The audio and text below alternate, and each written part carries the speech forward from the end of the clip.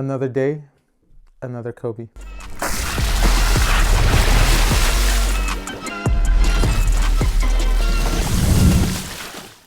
What's up guys, Vinny here with Sinker Tweaker and welcome back to another video. Today we have our review on the Nike Kobe 4 Protro in the Philly colorway. Now, I've done a Kobe 4 Protro performance review already, and you know, just as far as performance, that we all know this shoe is absolutely amazing. This is more of a review on just this colorway, particularly the story behind it, materials it's made out of, and just overall more of a general review. And as always, you know, we're not going to start off with the traction because we're just going to get into the story behind this shoe. Now, this is the Philly colorway. Like I said, Philly is where his roots are. Kobe was born in Philly. He shortly moved to Italy and actually spent a lot of time there, hence the Italian camel colorway for the Kobe 6 Protro. But then he moved back to Philly because, again, his dad's playing career was done and they moved back home. Now he went to Lower Merion there, and then after that he graduated, and we know the rest is history. He went to LA, got drafted by the Lakers, actually got drafted by the Hornets and traded to the Lakers, those of you that don't know that, and hence the Kobe Protro of Venice Beach. So each one of the shoes tells a story in his heritage and his history, and his dad actually used to play pro in the NBA, and once his NBA career was over there, he went over to Italy. Again, this colorway I think is one of the nicest Kobe 4 Protro colorways. However, there are, I feel like, a few slight differences than the original Kobe 4 Protros. Now, we all know the famous mishap with the full-length zoom unit, you know, after the Kobe 1 Protro, where that one got full-length zoom, and we thought, you know, this was getting it. Nike posted that they were going to get it, but did we get it? No, we didn't. One of the biggest differences that I've kind of noticed, and because I have one of the original Kobe 4 Protro colorways, is the toe cap area, or just the forefoot area. As you guys can see, this one is built on a wider last, I feel like, because one, I do have a medium-sized foot, slightly wide, and this one fit me perfectly, had no issues with it. This one was painful just trying it on. I mean, I'm assuming it'll break in eventually, but it was definitely a pain for me. Like size-wise, it wasn't the best. Now, materials, the materials are honestly, I think, really nice. You do have synthetic leathers, and then just fuse all around, and then also the nice heel counter that pretty much Kobe's generally tend to have. Is they've always had some really nice heel counters, whether they're TPU or plastic heel counters or carbon fiber.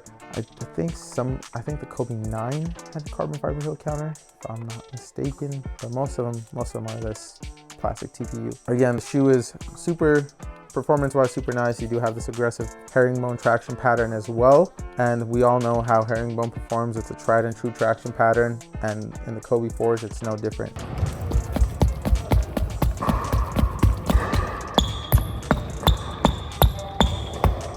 As far as, you know, where the Kobe 4s rank in my list of Kobe's, I would say they're most likely in the top 3, top 4 of the Kobe's I like hooping in. Now, if these things had full-length zoom, honestly, these could have very well been the top Kobe 4 or the top Kobe shoe that I'd love to play in. Kobe 6 is still my favorite one to hoop in, and then the 8 and 9 are up there. Also the 11 and the 1 now.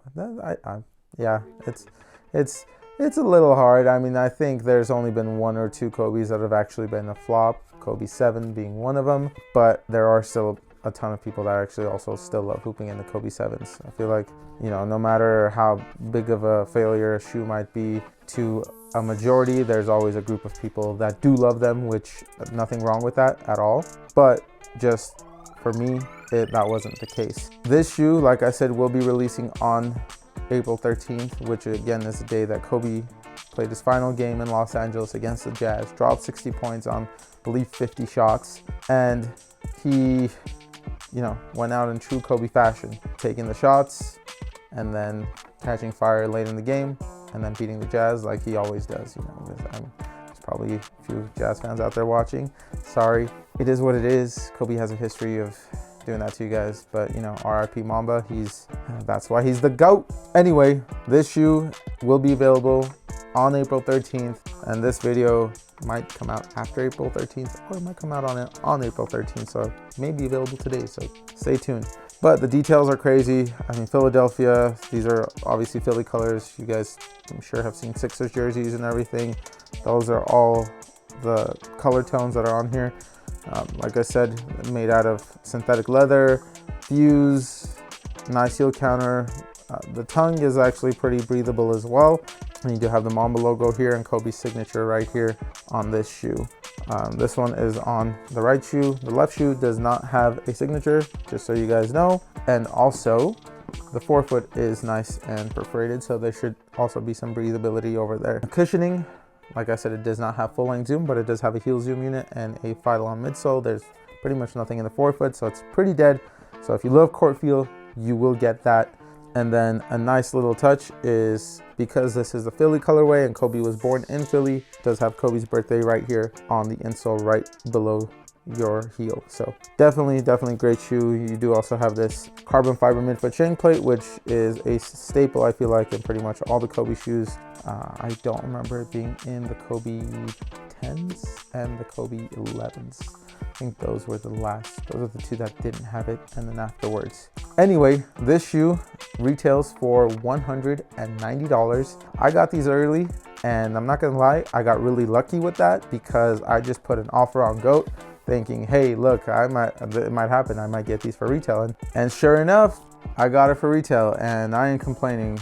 I do love me some Kobe's, and I will try and always get as many as I possibly can. If I can get all the Kobe's that ever existed, I will. And if I can get them at a good deal, even better, because as much as I love Kobe and Kobe sneakers, I'm not gonna spend an arm and a leg on them, and I refuse to. So, you know, Nike, make them more available for true Kobe fans and people that actually will use these for hooping. I will use these for hooping. I will use all of my Kobe's for hooping, and I have a good chunk of them. So if you want great, you know, just customer experience, that's something you guys should look into doing, and not just exclusively giving out all these shoes to these college players and everything. Yes, I get it, they're hoopers, they're gonna hoop in them and whatnot, but one, it's a huge, like, I guess, what should I say, profit that you're missing out on, because you know people are gonna buy these, and you putting out very limited quantities isn't helping anyone. And two, Kobe would have wanted that. Kobe shoes, according to Kobe, and that's why they're Protros, not Retros, are meant for performance. They're not meant to be some exclusive shoe. So again, do right by him. And rant. Do better, Nike.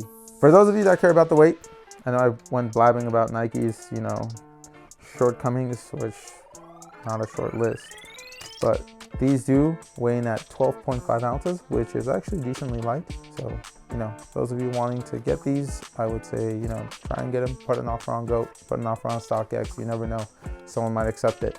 So I got them, and I'm sure, you know, you guys can potentially as well. They do also come in this box right here. So, you know, this is the typical Kobe Protro box. Ever since the reverse Grinches, they've come in this perforated scale pattern on them, whereas these other ones that you have right here, the original Protro boxes, they were pretty much just flats or matte. I mean, just there's really no texture to them. Now, a lot of people also ask us where we get our basketball socks from. The answer is from Amazon. They come in a pack of 3 that cost just as much as one pair of Nike Elite socks. The ones we have are these 2 muted colors, which the white one and the black one, and they are quarter length. So if you guys like quarter length, they have them available in that, but they also have them in the high top version. Like I said, they come in a pack of 3 that cost just as much as the Nike Elites, and these are pretty much the same thing, but without the Nike branding. They're cushioned, they're ventilated, and they're amazing socks, and they last a long time. If you guys do want a pair, hit the link in our description down below and go grab yourselves a pack. Not a pair, grab yourselves a pack. If you guys have played in the Kobe 4 Protros before, or the original Kobe 4, let us know your experience down below. If there are any other shoes you guys would like us to review, whether they're retros, current performance shoes, or even casual shoes, again, let us know down below. For more content like this, please like, subscribe, and follow. We'll see you guys in the next one. Peace.